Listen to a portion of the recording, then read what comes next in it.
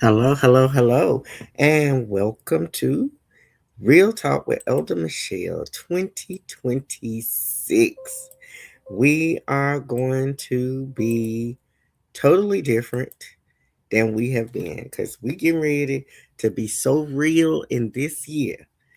I just can't even begin. Now, one thing I am going to keep from all of the shows in the previous years is I'm gonna give you good information. When I got it, you gonna get it.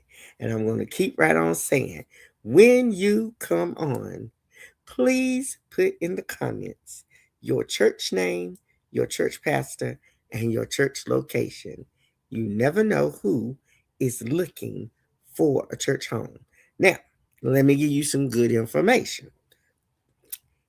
If you have nothing to do Sunday, and you're going to be in the Clinton area, Sampson County area, 114 North McCullen Road in the beautiful city of Clinton, North Carolina.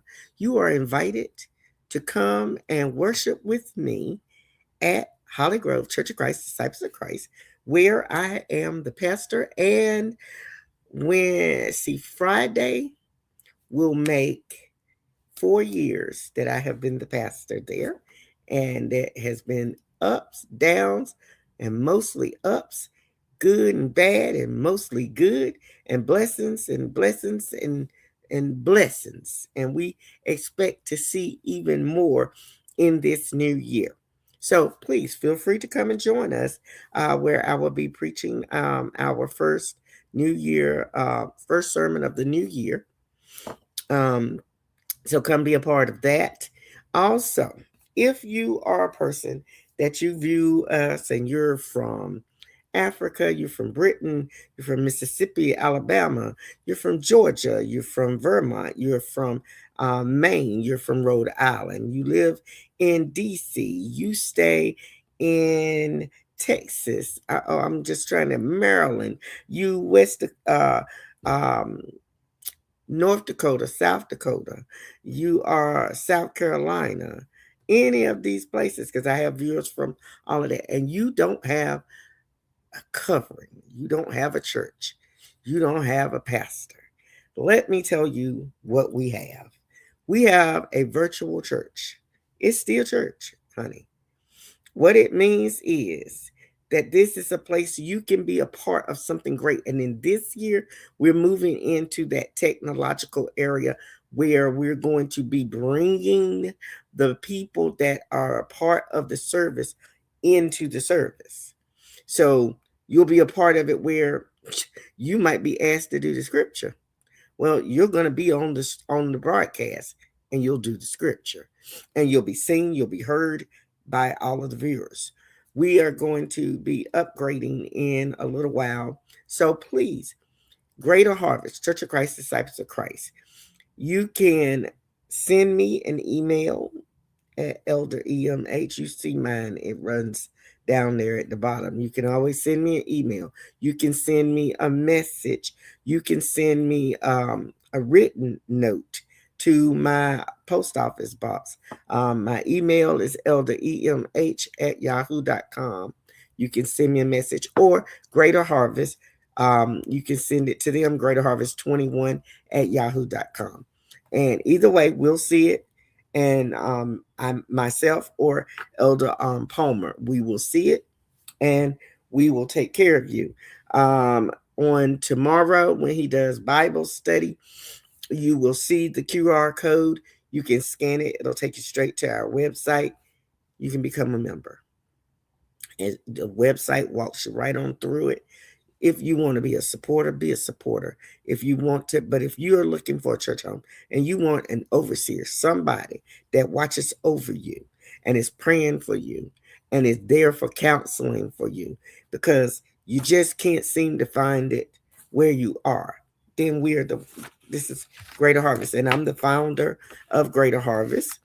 That was founded in March 2025. And March or May. I gotta look. Y'all know I did so much last year. I can't keep up, but I believe it's March 2025.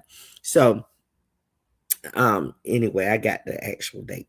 So if you are interested in that, please send me a message so that we can talk and I can give you more info and I can guide you to it, or just watch us tomorrow for the Bible study. He'll be on teaching a good lesson, and you'll be able to see the information and choose to join if you would like. Um, all right, so tonight, as I said, Real Talk is getting ready to be more real than it's been in a long time. I'm going back to my roots. I'm going back in the day where it was like, look, I put up there yesterday, as a pastor and a child of God, I will no longer apologize for my praise. Neither will I apologize for the gospel. If you don't like what I had to say, then swipe left. If you don't like the truth, swipe left. If you don't want to hear the gospel, swipe left. If you don't like that it's coming from a female, swipe left. Because I'm going to give you the unadulterated truth, and I'm going to tell you what thus saith the Lord. I ain't going to change it. I ain't going to sugar it up. I'm not going to put a pretty bow on it. I'm going to talk real talk because I am the original Real Talk. I've been doing this for over 20 years under the name Real Talk with Elder Michelle. And all of a sudden, it's been so many different Real Talks that have popped up. Real Talk this, Real Talk that, Real Talk with so-and-so, Real Talk with that. But I'm the original. Okay. Happy New Year, Sister Stevens. Good to see you on. Amen.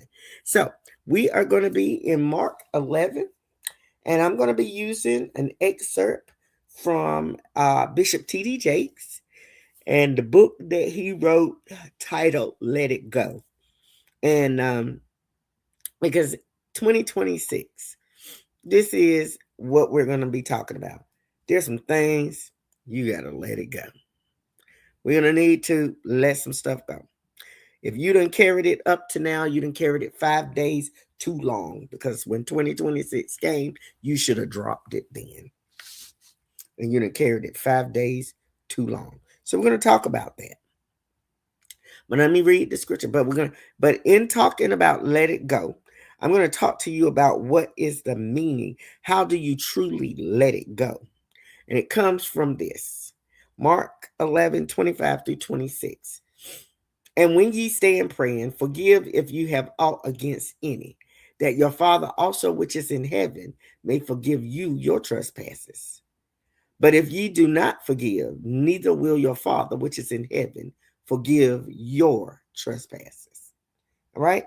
And I read those to go with let it go. Because for you to let something truly go, you got to forgive them and you got to forgive yourself. All right. So T.D. Jakes, this is from T.D. Jakes' excerpt. When people can walk away from you, let them walk. Your destiny is never tied to anybody that left. The Bible said that in John 2:19. It says, they came out from us that it might be made manifest that they were not for us. For had they been of us, no doubt they would have continued with us. And that's 1 John 2:19. Then he goes on to say, people leave you because they are not joined to you. And if they are not joined to you, you can't make them stay. Let them go. All right, now let's go back up. I want to talk from this point first because I'm using his let it go, but I'm gonna make my own points. Okay. And let me just say, just to give him a little shout out, you should get this book of his, Let It Go. If you don't have it, T.D. Jakes wrote this. I have kept this excerpt, oh my God, over 16 years. Hello, Minister Wise. Bless you, bless you. I know you'll do well. I have kept this thing for it's been over 20 years. No, not over 20 years. Over 19 years. Because I needed it at that time, but I have found that I've needed it at different times in my life to remind me to let it go. All right, so first of all, let's look at it. It says, when people can walk away from you, let them walk. Your destiny is never tied to anybody that left. Okay, understand. There are people that are there for a season. And I remember that my pastor, Elder Vaughn, he once told me, he said, look, get what you can from that person that was meant for a season.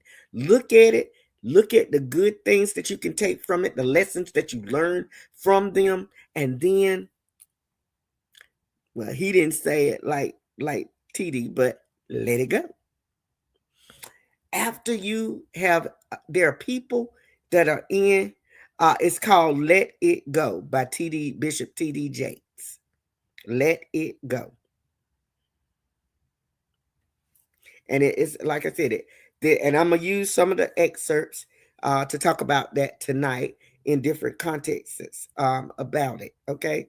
But like he said, we look at the Bible and like 1 John 2:19 states, anybody that left and didn't stay with you, then they weren't joined with you and they weren't for you. And there's a thing that Darman, I don't know if y'all know about Darman, but he has these little skits, little videos that he puts out.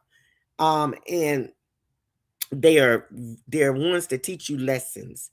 And one of the things that he said in one of the skits, he says it now in other ones, but the first time I heard it, I was like, that's so awesome. He said, the person told him, said, if you weren't there with me when I was down, then you don't have the right to share and be there with me through my success. People that don't stay, they're not joined to you. They're there for a season and for either something or for someone. They're not there because you are the love of their lives and they love you, or if it's not eros love, but instead it's familial. They there because okay, just for what they can get. Okay, so we got to learn to let it go. Familial love, that's family. Some people will love you and you will know it. And then there's some family members that may not know how to share love. They are only takers. So you got to learn to let them go. They're family members, they're friends, they're loved ones. Some of them, you got to let them go because they were not meant to be there forever. They were meant to be there for a season. And when their season is up, you got to let them walk away. Don't try to make them stay. And it doesn't mean that they are bad people, because there are some people that, look, I know all of us, I got some that we were tight. I got some people that I was so tight with, especially in school and even after school. And we were tight, man. You would have thought that we would be buds even to this day, sharing our lives. But it's not so. But I knew that I had to let them go. They had to go their way and I had to go mine. And it wasn't because they were bad people. It's just that we outgrew each other. Even to some people that I've dated. Some people that I dated, I outgrew them. It wasn't that they were bad. It wasn't that they did anything. It's just that I outgrew them and I knew it was time for us to part our ways. And so I let them go. I didn't keep right on trying to bring them back. I didn't keep trying to do things to hold them. I let them go. And we just drifted on away. It just means that this is an excerpt. It's not that they're bad people. It just means that their part in the story is over. And you got to know when people's part in your story is over so that you don't keep trying to raise the dead. You've got to know when it's dead. And you keep trying to beat a dead horse. If you got a relationship, and I talked about this in Single and Saved, if you've been in this relationship, Now, let me tell you something. I'm going to be real transparent. A lot of people had so much to say because me and my fiance got together. Didn't take us didn't take us a year, 2 years, 5 years, 10 years, 20 years, 15 years to realize we was in love and wanting to marry each other. And that we like, oh yeah, this is the one. Why? Because let's be real. You know exactly what standards and what you want and what you are hoping to get. Men, you know what you looking for in that one that's gonna be that one. Women, you know what you looking for. I ain't no need to pretend, because yes, we do. You know exactly what you're willing to accept and not accept. You know exactly what it is. You got that little checklist that's in your mind. It's in your mental Rolodex. And every time you start dating a guy, talking to a guy, you start checking off things mentally. And the first time that they don't meet every check mark, or they miss too many check marks, we be like, okay, yeah, that one ain't it. We might play with them for a little longer, just simply because we don't want to be by ourselves, but we won't take it serious where we trying to make them in unless you get obsessed with marriage. Otherwise, you won't try to make them become, and you start figuring out ways to sort of distance yourself. Come on, let's be real. That's real talk, because I know I do. I can all of a sudden, things that they have done in the relationship from the beginning. Now all of a sudden it's like I sit there and go, I don't like it. I don't like it when they do. I don't like it when they say that. I don't like it when they act like that. This just so embarrassing. It wasn't embarrassing when I was thinking, because he had hit that check and that check. But we done got to this third check and he didn't make it. And now all of a sudden, all of them things that I let slide, now they irritate me. Now I don't like it. I don't like it. So you start figuring out ways to distance yourself. Let's be honest. Guys, you do the same. At first, you didn't mind that her hair won't as long as you wanted it. You didn't mind that she didn't wear the name brand this and the name brand that. You didn't mind that she didn't wear makeup. You was like, it's okay, she just natural.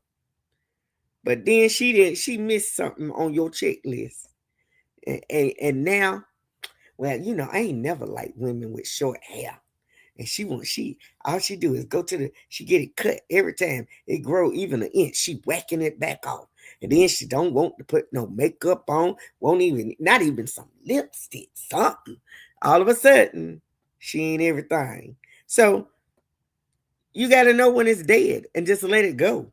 Let dead things go and be buried. You got to know when it's over. And then he says, let me tell you something. I've got the gift of goodbye. Now, I'm going to tell you something. TD Jakes ain't got no hold on that, because I got the gift of goodbye. It's the 10th spiritual gift. And he says, I believe in goodbye. It's not that I'm hateful. It's not that it's not that I'm hateful. It's that I'm faithful. And I know whatever God means for me to have, he'll give it to me. And that's me.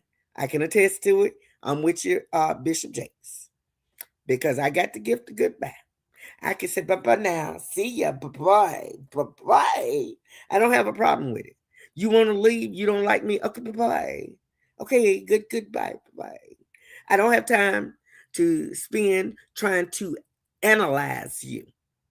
I'm not your psychiatrist. Now, I could be, and I love psychology, but I'm not your psychiatrist. So I'm not your psychoanalyst. So I don't have time to psychoanalyze every little thing for you. If you don't like something, bye-bye. If you can't meet, bye-bye. And it says, because I know this, whatever he has for me, it's going to be given to me. And if it takes too much sweat, I don't need it. So stop begging people to stay. Let them go. All right? Then he says, if you are holding on to something that doesn't belong to you and was never intended for your life, then you need to let it go. We got a lot of people holding some stuff that won't theirs. And what I mean by that, you know, these marriages that don't work.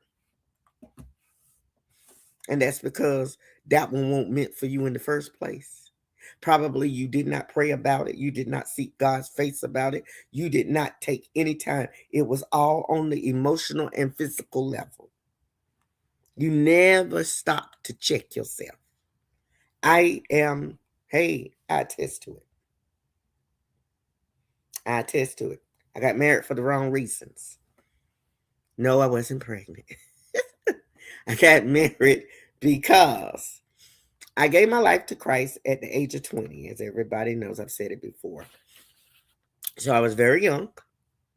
And I had been serving the Lord 4 years faithfully. And so everybody has started telling me, the older people that I respected, oh, you're 24. It's time for you to settle down. You need to get married, girl. It's time for you to get married. Yeah. And that's all I kept hearing. Now, this is how come that ain't what I push in church. I push that the best marriage you can have is the one with Jesus. I used to tell them before my fiance came along, what I told people was I had the best man in the world, and I still got the best man in the world.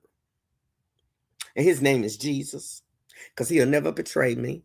He'll never lie to me. He is loyal and faithful and kind and merciful to me. He gives me anything and everything that I need as long as it's good for me. He will chasten me when I'm out of line, but he will comfort me when I've been hurt. And the good part about it, the best thing about it, the thing that can't no man on this side of heaven do that he did, lay down his life for me. Then get up and justify me. So I still got the best man in the world. But I used to say that because I let people know I'm not walking around here with my head hung down waiting. I ain't no good. Because see, I did that the first time. I was so caught up on, I got to get married, that even, and this is the bad part, on the day of my wedding, which I didn't have a full wedding, I got married in my office at my job. But even then, before I walked through the door to stand before my dad for him to marry my previous husband and myself, I said, "Ooh, I need to not go in there because I don't want to marry him." But then the next voice was, "You done came all this way, and everybody keeps saying it's time for you to get married, so you better go on in there and get married." Was not the right thing to start a base of marriage on. So I'm one that I can honestly say I went and married somebody that won't mine. And it was bad because I had someone that didn't belong to me. Now I got the one that belongs to me now. Because I prayed, I fasted, I talked with the Lord. And after I did that, I prayed and I fasted and I talked to the Lord. And after that, before he asked and I said I do, I prayed, I fasted, and I talked to the Lord. Because I told him I'm going to be a Gideon on you today. Before I tell this man yes, before I even say anything about, yeah, I want to marry him, I'm going to need for you to wet it while everything else around it is dry. I'm going to need for you to make it dry where everything around it is wet. I'm going to need for you to now, if you one more time, can you do it one more again? Because I'm not stepping until I'm sure. So I know that this one is mine. This is who God sent. But we have a lot of this begging and holding on to something. It wasn't intended for your life. You held on to, you made that choice. You did that. And now you wonder why you got problems. And here's the thing. Stop holding on to past hurts and pains. Let me tell you something. Now I'm gonna do a little Medea. I'm gonna do some Tyler Perry on you. Honey, let me tell you something. Okay? Forgiveness ain't for them, it's for you. Because let me tell you something, that person that hurt you and caused you so much pain, that mother, that father, that sister, that brother, that uncle, that cousin, whoever, the classmate, that colleague that hurt you and caused you all of this pain. Let me tell you something. Now, this one ain't my deal. This is coming from Suzanne, who was a motivational speaker that trained me. She said, you done walked around with them. You took that, what they said or did. You done got up with it. You done went to bed with it. You done walked through the day with it. You done walked through your years with it. You done carried it through your life with it. And the whole while, they sleeping well. Because they done what they done and they ain't thought nothing else of it. It has not affected them. It only affected you. And because you can't let it go, it's still holding you. There are some people that I have talked to that they talk about what somebody said about them 15 years ago. And they talk about it like it happened 5 minutes ago.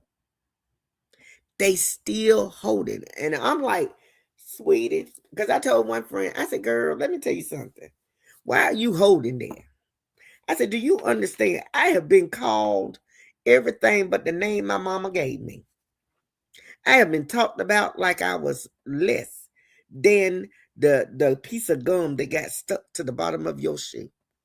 I have been mistreated, pushed aside, cast down. But here's the thing, but I ain't destroyed. See, the devil used people to do those kind of things, but it didn't keep me because I have the gift of goodbye. I knew how to tell them bye, girl, bye, boy, bye. You don't get to have a hold on my life. You don't get to decide my destiny. And guess what? I'm not even going to let the devil have the part of me holding on to anger over it, where it's taking time off of my life. Because don't you know that when you hold anger, that takes years off your life because it causes you to have high blood pressure, which can lead to strokes and heart attacks. So you killing yourself over somebody that's gone on about their business. And why? Because the devil has got you all wrapped up, tangled up, angry. You can't turn it or loose. I got the gift of goodbye. Bye-bye now. Why?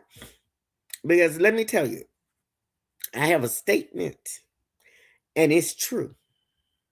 See, some people make this statement and it ain't true. But I got a statement, and it's true. If you don't like me, I don't care. There you go. Some people just gotta be liked. They can't stand it. Somebody don't. If you don't like me, I don't care. Because you don't have a heaven or hell to put me in. You might can destroy my body, but you can't destroy my soul. I worry about, am I making him happy, not you. So I don't care if you don't like me. I don't care if I'm not your most favorite person. It's all right. Because guess what? You might not be my most favorite person. I won't say I hate you, but you may not be a favorite person of mine. You may be somebody that I tolerate. And I tolerate you because I gotta love you. So I tolerate the crazy stuff that you do. I tolerate the mean-spirited things that you do, and I pray for you. Why? Because it says, and when you stand praying, forgive if you have aught against any, that your Father also which is in heaven may forgive you your trespasses. Why? Because, see, if you hold on and don't learn how to let it go, turn it loose, and say bye-bye, you're going to take your soul straight to hell. Because that means that every time you messed up, you know, because you ain't perfect. Ain't none perfect but the Lord. But every time that you messed up, God puts the mark and it doesn't get erased. That's your mercy is given new every morning, but that mark stays. Mercy is not forgiveness. Mercy and grace is undeserved favor. That's why you awake, to hopefully get that mark erased. So we got to start learning how to let it go. If someone can't treat you right, love you back, and see your worth, he done wrote it big. Let it go. Stop worrying about what other folks think about you. Nobody can define your worth. The only one that can define your worth is Jesus. And he told you what your worth is. You don't know. You was worth him going to the cross for. You was worth him taking the stripes. You was worth him being spit on, betrayed, mocked, denied. You was worth him walking up Golgotha Hill in all of that agony and pain with a cross on his back that was so heavy that you had to call the Syrian to come over and help him carry it. You are so valued that he took nails in his hands and in his feet. You mean so much to him, and you are of so much value that he took a sword in his side. You mean so much to him that while you were denying him, he said, Father, forgive them, for they know not what they do. You were of so much value that he said, I better pick my life up 3 days later. They won't be justified. This is how much you mean to him. So why do you worry about people that they can't raise you from the dead. They can't put you in heaven. They can't do anything for you other than either take you down or lift you up. But they can't put you in heaven. They can't help you go to hell from the way that they act if you allow them to. So why are you holding on to that? If you trying to figure out, I'm going to read it verbatim by his text. If you are holding on to some thoughts of evil and revenge, let it go. You hear what I'm saying? There are some people that's still trying to figure out how they're going to get you back. They smiling in your face, talking about they love you, and the whole while they still trying to figure out. And they still causing stir-ups and still trying to come after you. But you know what? I say to them, if that's what you're doing, let it go, baby. Let it go. Because those evil thoughts of revenge that you got, don't make the Lord turn them on you. I'm trying to tell you. See, I don't speak stuff that I don't know about. Now, let me tell you, I used to be vengeful. This is what. See, I told you I'm gonna be transparent. I'm just real talk tonight. I'm getting real. So I can talk about me. I don't know what you did, but I can talk about me. I had devised the plan because she made me mad and I was going to get her. I was determined I was going to get her. I devised the plan. I had set it all up. I knew how I was going to get her to come to the place so that I could get her. And it was good, honey. Because let me tell you something. When I was in the street, I was devious. I was a trifling something. When I said I was going to get you, you could bank on it. When I said I was going to pay you back, you needed to walk around looking over your shoulder because you didn't know where it was coming from, when it was coming, but you knew that it was coming because Michelle said she can get you back. That's how vengeful I was. I tell nobody. I tell you no lie.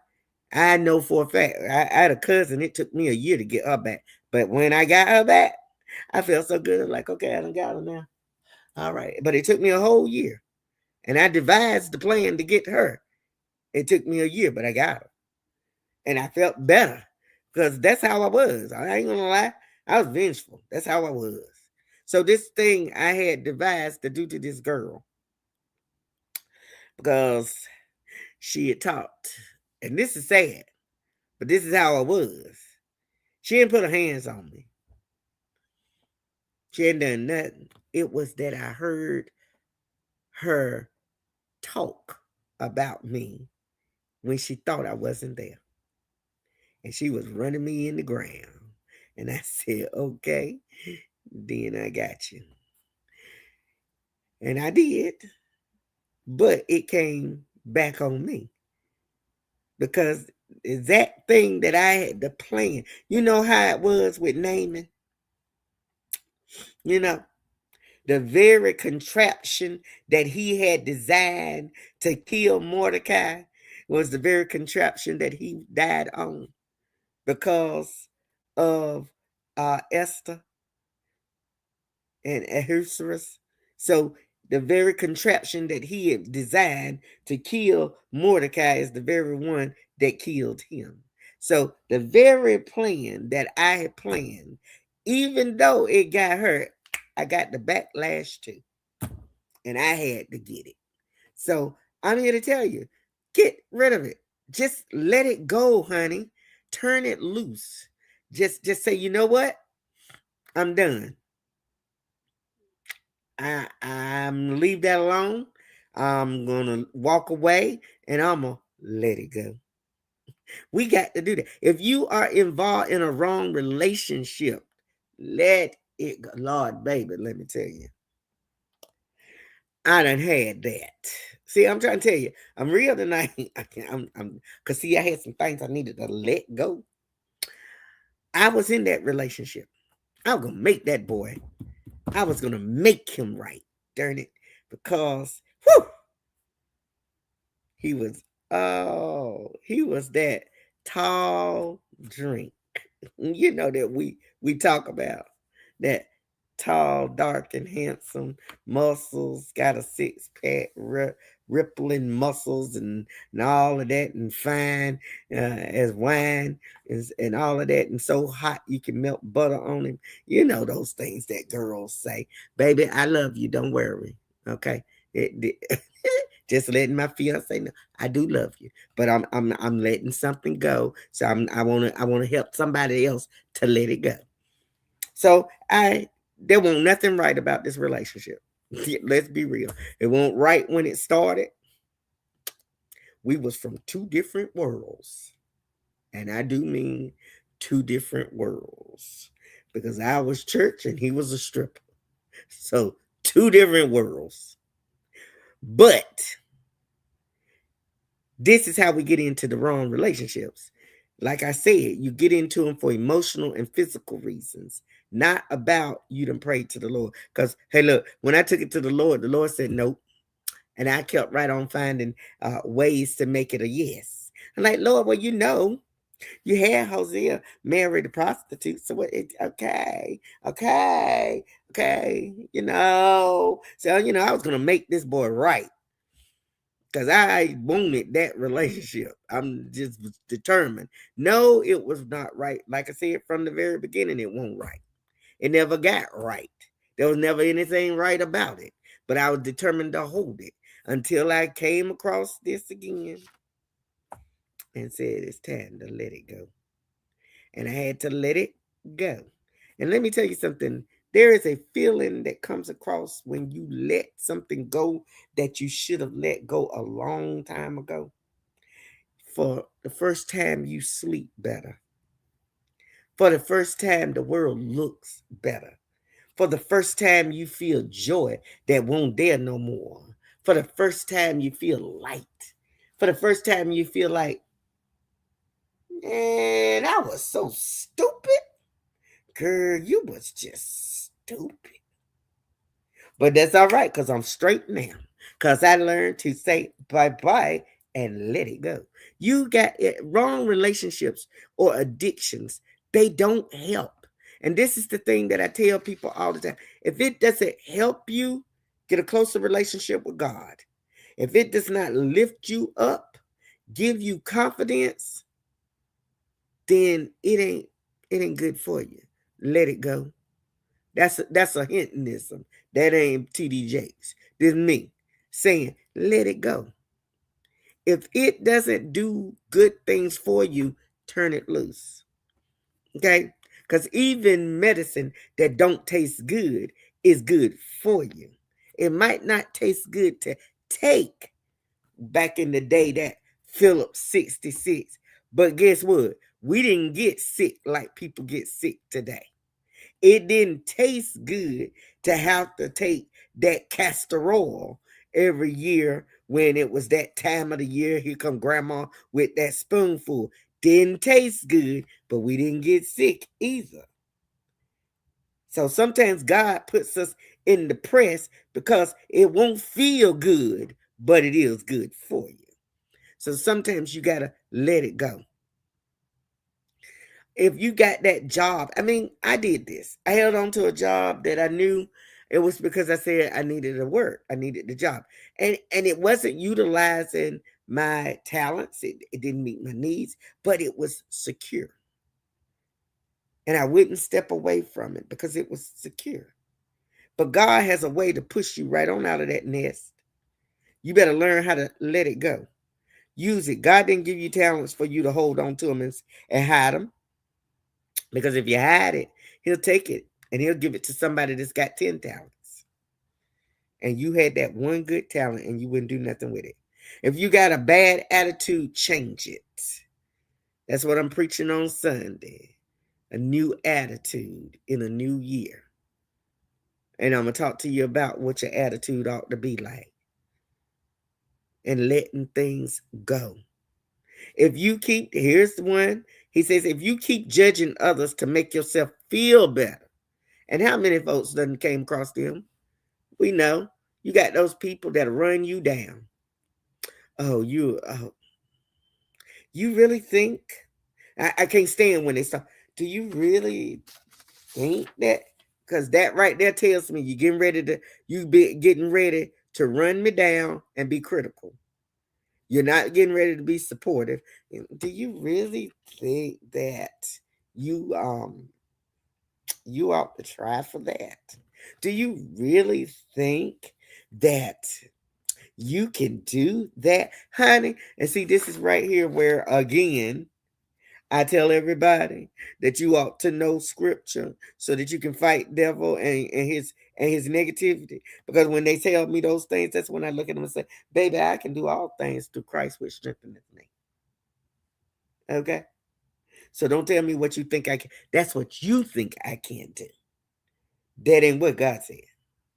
Because with God, all things are possible. So bye-bye now, bye-bye. Let them go.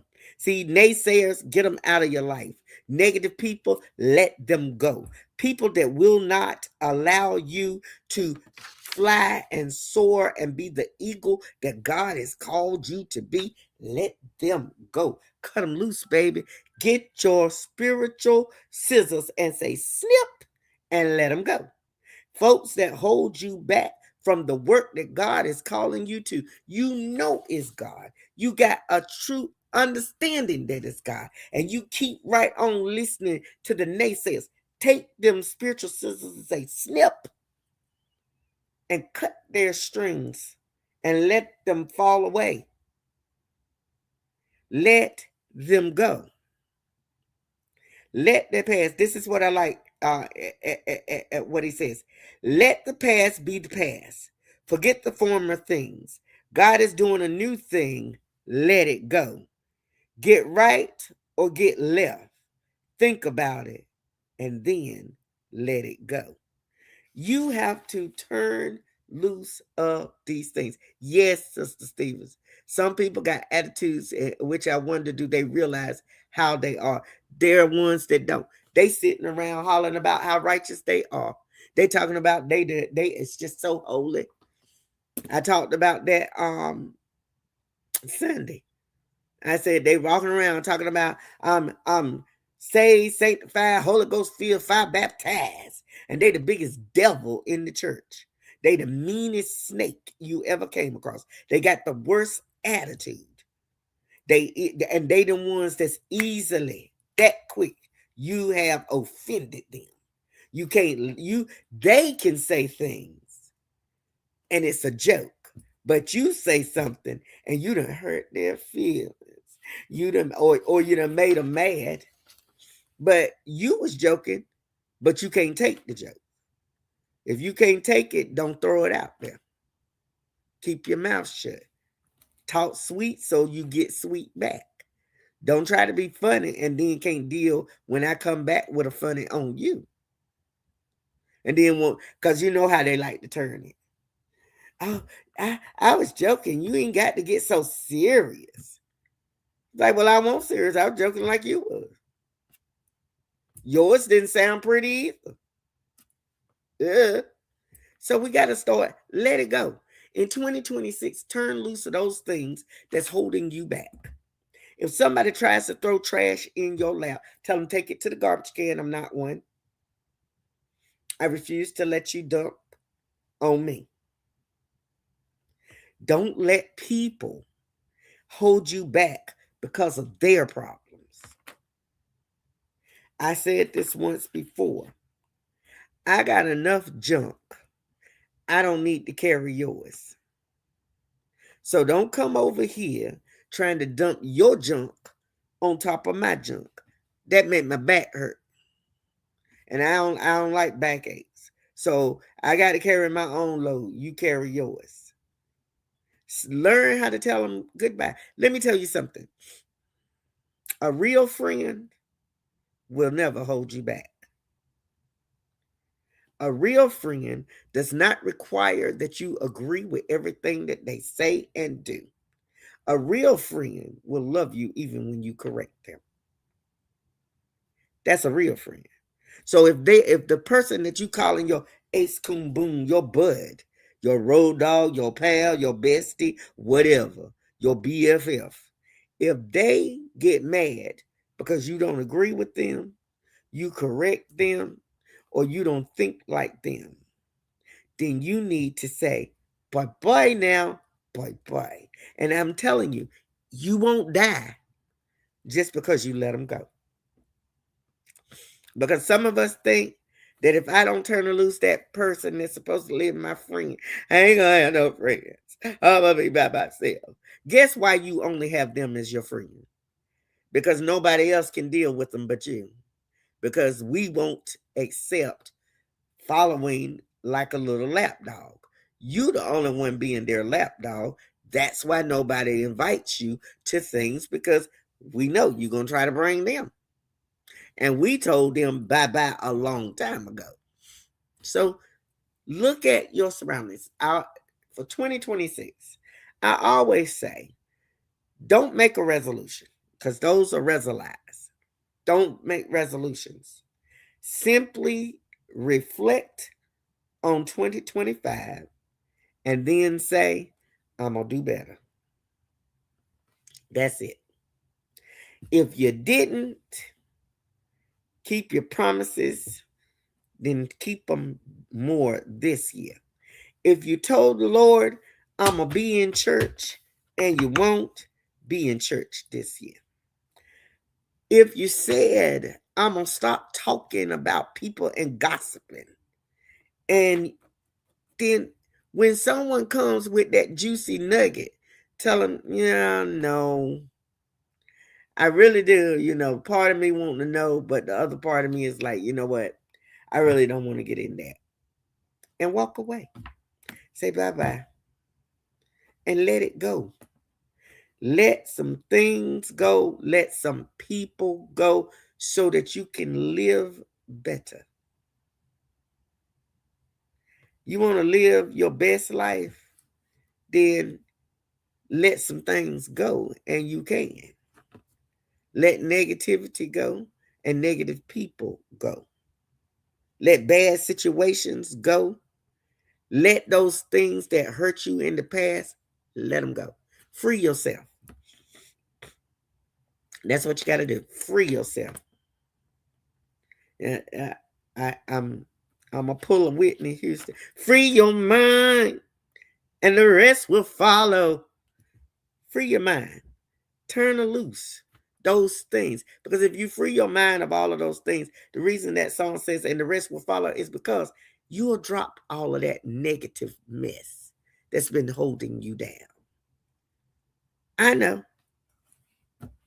There are some people that we love and we just don't want to turn loose. But you know what? Everybody you love ain't good for you in your life. So you got to look back. And if it didn't help you, but it hindered you, turn it loose and let it go. So I hope tonight that we were able to, through T.D. Jakes' book excerpt, Let It Go, give you some good stuff. And like I said, I do recommend go get his book, read the whole book, Let It Go, and learn how to have the gift of goodbye. There's some things that you need to turn loose of that you brought them over from 20, you brought them over from 2000, and you've been holding them all these 25 years, and you done walked into the 26th year, 5 days in, and you still holding them. Turn it loose, because you done held them now for 25 years and 5 days too long. Turn it loose and let it go, so that you can soar like the eagle that God has made you. You can soar above the negativity, the pessimism. You can be that optimistic person, and you can see that future that God has in store for you. Because you can't never see it if you're steadily looking back at everything that happened in your past. Your past is just that, the past. Let it go. Be blessed and have a blessed rest of your week. Please join Greater Harvest tomorrow for Bible study. He started a new series. So please join us at 7 o'clock for the Bible study with Greater Harvest Church of Christ, Disciples of Christ. And then Wednesday, of course, Holly Grove, 10 Commandments, the second lesson. And Sister Smith, I'm sorry that I didn't get you the book. So what I will do is I am going to send you, I'll screenshot the pages and send them to you so that you can look at them. All right. Be blessed, everyone. And have a blessed rest of your week. And for all the crazy stuff, just let it go.